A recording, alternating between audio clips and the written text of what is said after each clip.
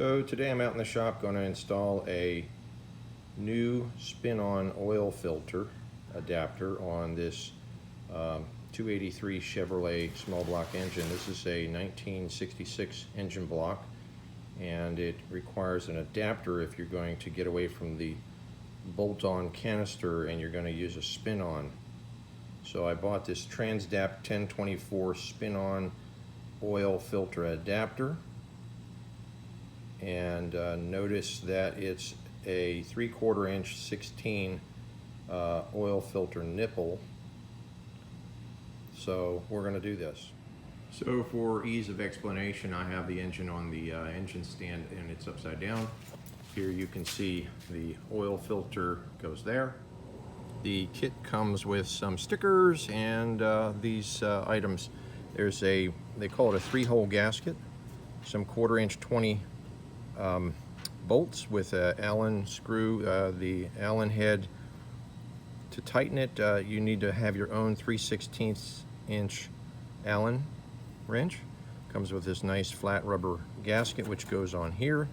This tightens down around the nipple, and here's another part, not sure what they call it. We'll follow the directions and see how it goes. So this is what would have been in the engine originally. It's bolted on with 2 bolts. This is the relief valve. In case there's clogging of the oil filter, it allows oil to flow. Those 2 bolts and this get removed. There's a couple of gaskets, and then you're ready to clean it up. So since this is a dry run, I'm not actually going to use RTV, but I would use some black RTV and stick the gasket on in the appropriate position, and then this goes on top and gets bolted down with that 3/16 inch Allen wrench. Once that's bolted down, I forgot to mention, use a little thread lock on it. It's a good idea, medium thread lock. Make sure it doesn't somehow loosen. When we're going to put on the nipple, threaded nipple, and then the surface plate for the oil filter. You'll notice this nipple has some sort of boogered up threads about 1/3 from the right side, and that's on purpose so that it only threads on to this piece so far. So this end goes on to here. So you tighten that down, I guess a little more than finger tight. Using some thread lock would be probably a good idea. Can't see that it would hurt, because that's not a nipple that you want coming loose and backing out of that piece. After you have the nipple secured, you want to put on this plate with the gasket already installed. A little black RTV around the edges of this probably would be a good idea. You'll notice that the rubber gasket sits a little proud on the flange of this piece, and I think that's so that when it compresses against this surface, it will sort of expand a little bit and make a tighter seal. But again, I think some RTV would be a good idea. It fits snugly. I wouldn't call it a press fit, but it doesn't wobble around. Next comes the nut. The nut that's supplied with the kit, I will comment, is rather cheap. Others have commented about it in the same way.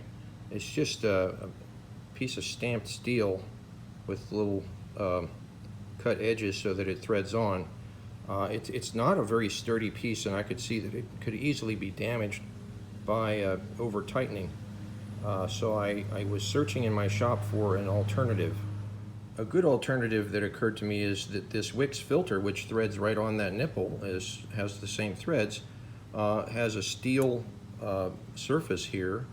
So when I change this oil filter for a new one, and this one comes off, I'm going to cut around this and make a nut just the same size as this one, but it's made out of steel instead of this stamped piece of cheap stuff, and that will be my new nut for future use to hold this piece in place. I think it's a more sturdy alternative to this piece, but this is going to be for the first run in with this filter. So there the nut is spun down by hand. Then I'm going to use a 27mm socket, which fits over the nut perfectly, to tighten it.